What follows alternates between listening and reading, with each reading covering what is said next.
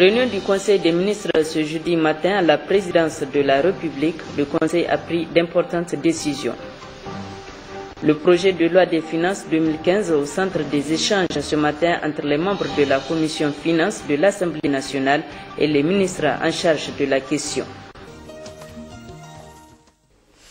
Voilà pour l'essentiel de cette édition. Madame, Monsieur, bonsoir et merci de nous rejoindre pour le 20h sur la télévision togolaise. Du 5 au 25 octobre dernier, les fidèles de l'église adventiste du Togo ont célébré le jubilé d'or de leur église. À la fin des festivités, le président national de cette obédience religieuse, Komlanvi Amegan Semenou, a été reçu par le premier ministre Siliagodia Omezuno ce matin.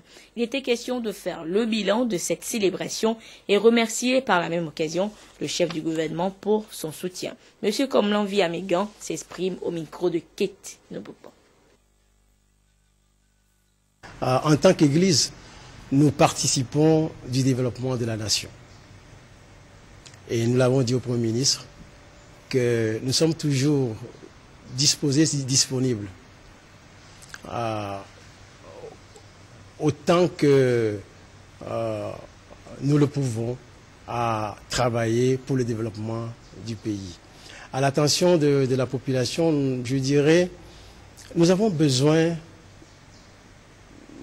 de la crainte de Dieu. Je crois que c'est le premier élément, là, c'est la première des choses.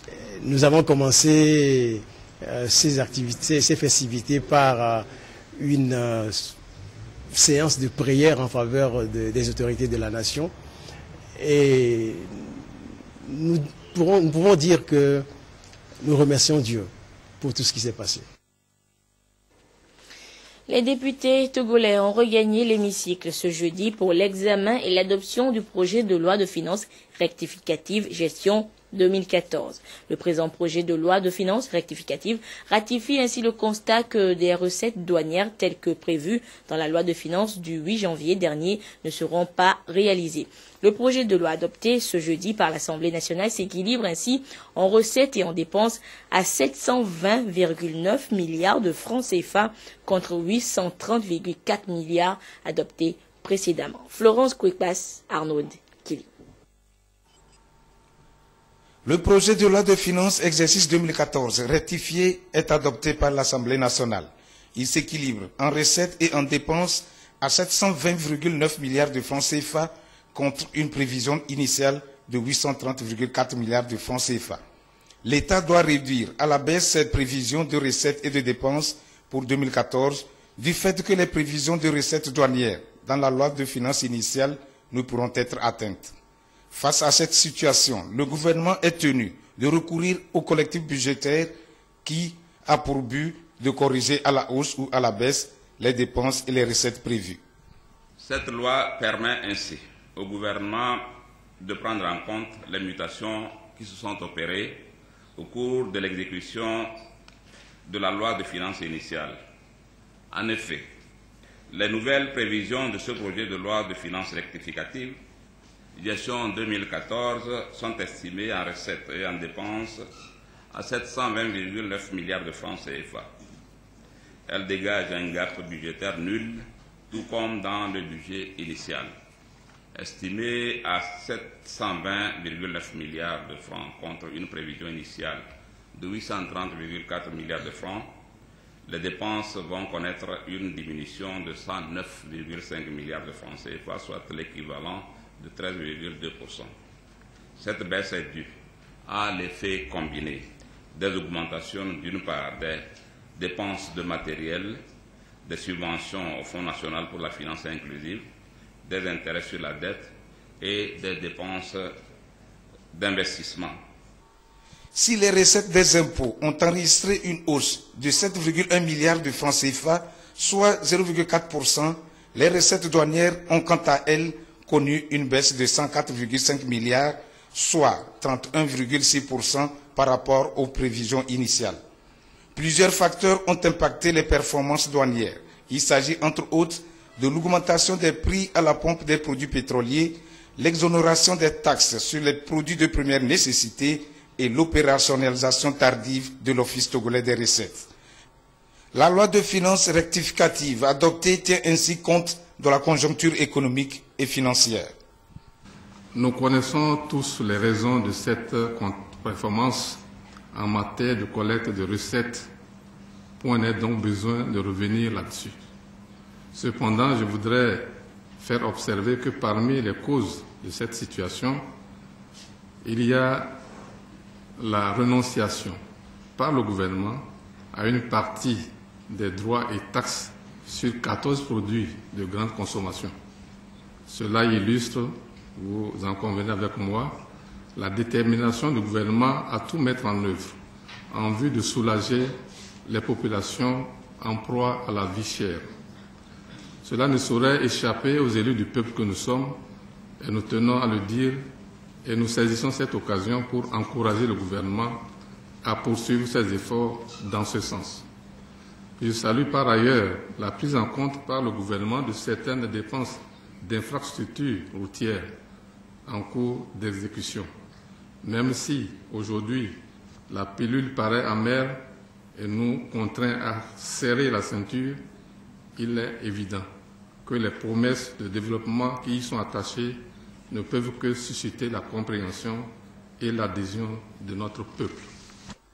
La présente loi de finances rectificative permet donc au gouvernement de prendre des mesures nécessaires pour corriger les insuffisances et maintenir la réalisation de ces projets de développement au titre de l'année 2014.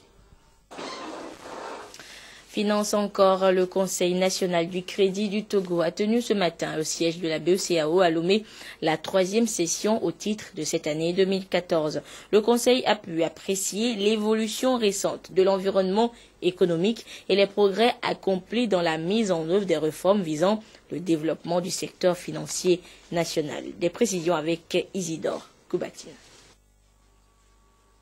3e session du Conseil national du crédit du Togo. Les acteurs du monde financier auront à s'imprégner de l'évolution de l'environnement économique à travers les réformes qui ont favorisé le développement du secteur des finances au plan international et national. 5,5%, c'est le taux de croissance attendu en 2014 contre 5,4% en 2013 au Togo. Concernant l'évolution de la situation économique à fin juin, nous notons essentiellement qu'il y a eu un petit tassement de l'activité économique qui a amené à réviser les prévisions de croissance économique suite à la présentation de l'Office togolais des recettes qui nous permet de voir la justesse de vue des autorités sur la nécessité de mettre en place cet office. Mais le Conseil a recommandé aux dirigeants de prendre toutes les mesures nécessaires pour que les résultats qui sont attendus puissent être à la hauteur des attentes des populations togolaises. Face aux enjeux auxquels sont confrontés les établissements de crédit, le Conseil a recommandé le renforcement des mesures d'assainissement et la reprise des procédures de privatisation des banques publiques. Les institutions de microfinance, de leur côté, devront renforcer leur gouvernance. Autant de directives pour une meilleure émergence économique, monétaire et financière au Togo. Le centre de formalité des entreprises, CFE, fonctionne sous forme de guichet unique permettant aux jeunes opérateurs économiques, dans un délai court, c'est-à-dire 24 heures, de créer leur entreprise. Une prouesse pour accompagner ainsi la politique d'amélioration du climat des affaires au Togo. Notre pays est d'ailleurs applaudi aujourd'hui pour ses efforts. Et cet après-midi, Edem Soussoukpo s'est rendu au CFE pour constater ce qui s'y fait concrètement. Regardez. En 24 heures, on peut devenir patron de son entreprise au Togo. Le climat des affaires s'est amélioré. En témoigne la création du guichet unique au centre de formalité des entreprises. Ici, toutes les formalités de création, de modification et de dissolution d'entreprises sont effectuées. Les jeunes sont de plus en plus motivés à créer leurs propres entreprises. Sortir de l'informel pour formaliser leur activité, un engagement qui présente beaucoup d'avantages pour les opérateurs économiques. Avec la carte là, on peut toutefois avoir des offres partout. Les appels d'offres, quand vous n'êtes pas formel, on ne vous retient pas. Il faut les papiers pour qu'on vous donne le marché. C'est ça qui fait que nous courons vers ici. Ici, au CFE, tous les partenaires sont présents sur place pour accompagner le processus de création des entreprises. La Caisse nationale de sécurité sociale, les impôts et le greffe du tribunal. Il y a même une banque pour pouvoir permettre aux opérateurs économiques de pouvoir verser les frais des dossiers.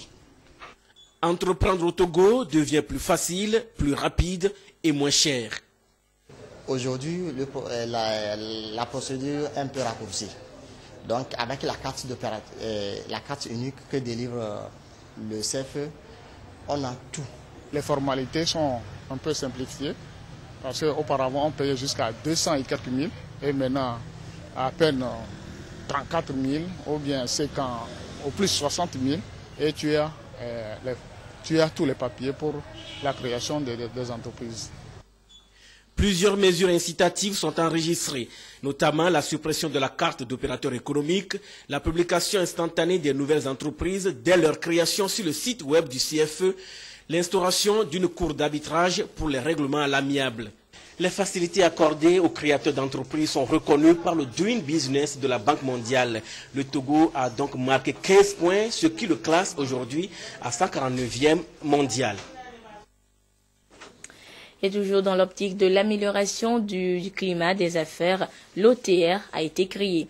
L'Office togolais des recettes, justement, apporte des changements d'horaire de travail au niveau du port autonome de Lomé. Une nouvelle donne pour accélérer ainsi les procédures au niveau du port en vue de mobiliser davantage de ressources. Une séance d'information et d'échange a été organisée ce jeudi à cet effet à l'endroit des opérateurs économiques et elle sert en même temps de réunion périodique initiée par l'OTR avec les contribuables. Prudence, Zinsou. Les réformes apportées par l'Office togolais des recettes amènent le port autonome de Lomé à assurer désormais ses services 24 heures sur 24 et 7 jours sur 7. Une nouvelle vision pour accélérer les procédures et faciliter les transactions aux opérateurs économiques et rendre le port plus compétitif. On va expérimenter. On va commencer dans un premier temps pour d'aller jusqu'à minuit. Et si la mayonnaise prend, si les cultures, les mentalités ont changé, nous pourrons donc évoluer allègrement vers un travail au niveau du port 7 jours sur 7. Cette rencontre d'échange périodique de l'OTR avec les opérateurs économiques est une opportunité pour ces derniers d'émettre leurs préoccupations et de faire des suggestions en vue d'une amélioration de leur partenariat. Le commissaire général de l'OTR a exhorté tous les acteurs portuaires à plus d'engagement pour relever les défis qui s'imposent aujourd'hui au port autonome de Lomé.